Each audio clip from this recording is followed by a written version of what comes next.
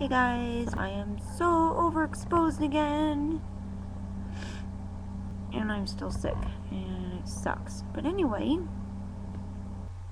my ED story. Oh my goodness, I've tried to condense this so many times, and it has not gone well. But let's see if I can condense it again. So retrospective analysis is interesting on yourself because you can find like little pieces of the puzzle, little clues, little predispositions that have always been there, and then later on they're integrated into, oh wow, this is how my ED developed. Lots of stuff in my history with parents splitting when I was 5. I was molested. A lot of moves in childhood. Being the neighborhood nerd, picked on.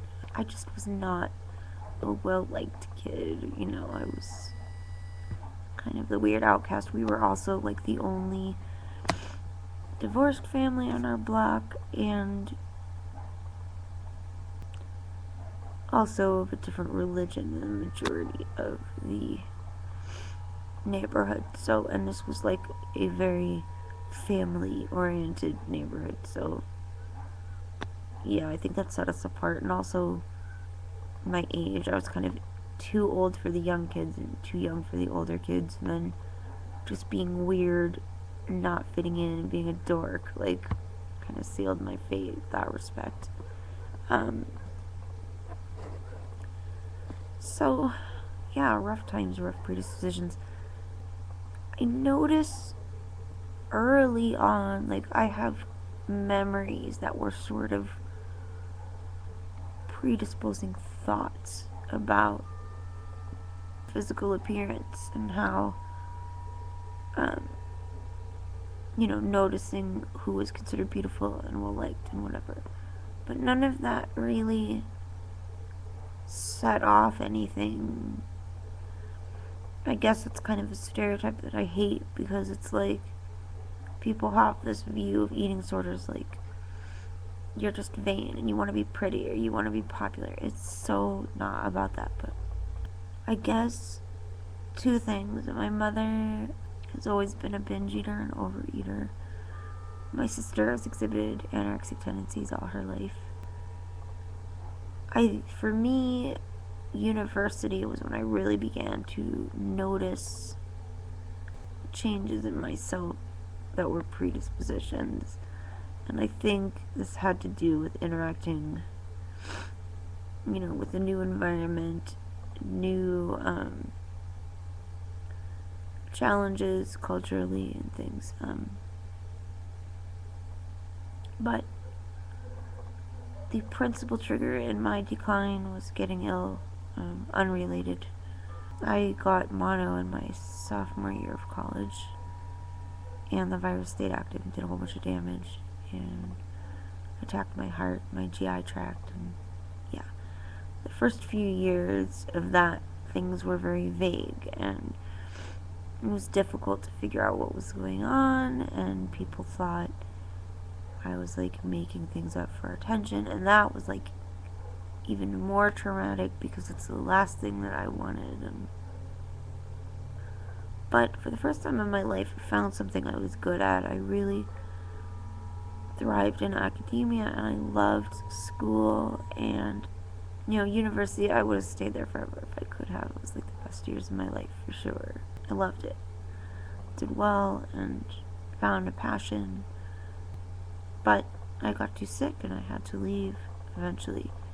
And I think that was the final blow for me as far as setting everything into motion with my eating disorder.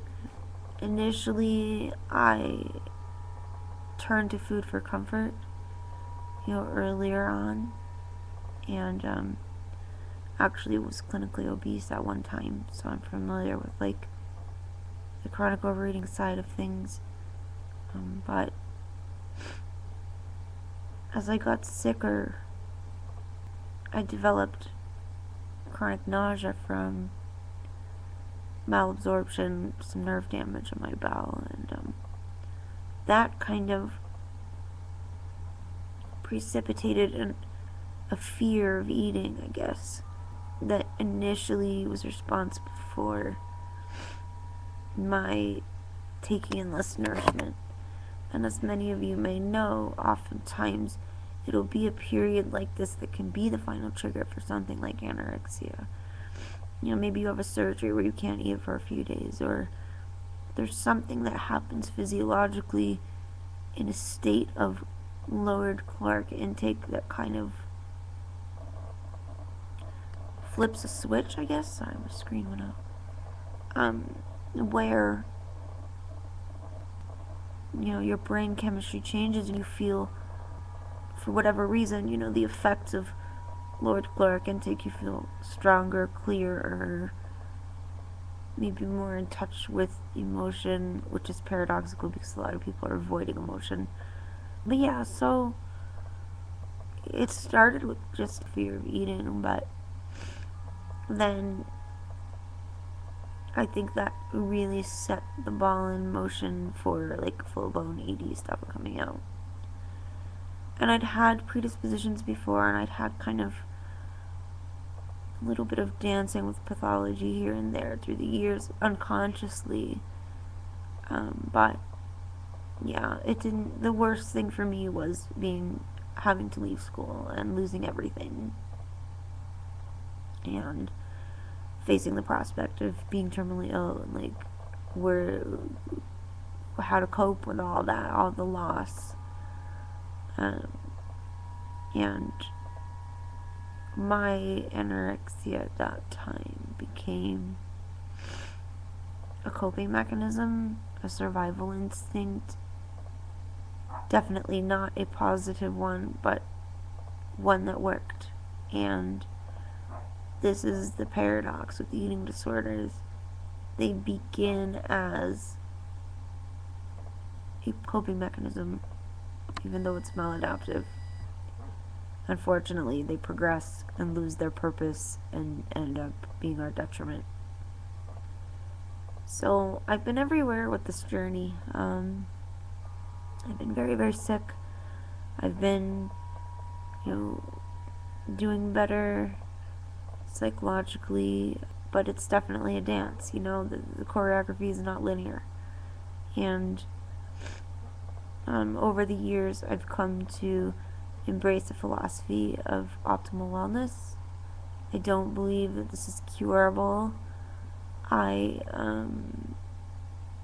have done extensive research on eating disorders and recovery, and like with any chronic illness, I think this is something that we need to live with this, not for it, and minimize the damage and maximize wellness. And I've been able to walk in relative balance for some time with this approach, minimizing pathology, maximizing health, trying to find that middle ground. I call that walking the thin red line, right? Like on one side is the emergent NED, and on one side is health, and we're kind of balanced in the middle a lot. That's kind of my goal, is to stay on that line. So, in most recent news, I've really been striving for my health and wanting to get pregnant. So, I'm really fighting harder to get as well as possible for that. And so I'm closest to the recovery side that I've ever been. But I do have a lot of issues with the traditional approach, and it bothers me that it fails so many of us. So yeah, I can go into my personal philosophy if you guys are interested, but it's definitely not a conventional one at all. Bottom line though, we all need love and support wherever we are in the journey, and I'm happy to be a voice for others, and hopefully help them feel less stigmatized, and to know that it is possible to live with this and live optimally well with it. Yeah, so if you're new to your ED, or you're scared and you don't know how you'd ever live without it, and aren't sure if recovery is worth it or what it all entails, you are the deciding factor. Nobody can take it from you.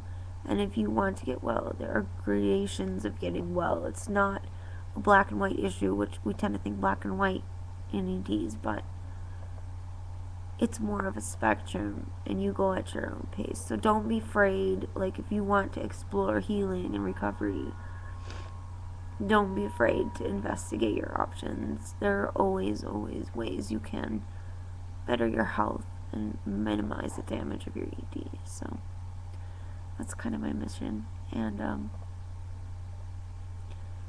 I hope this is condensed enough. I'm gonna shut up now. I love you guys, and be well, precious ones. Bye, guys.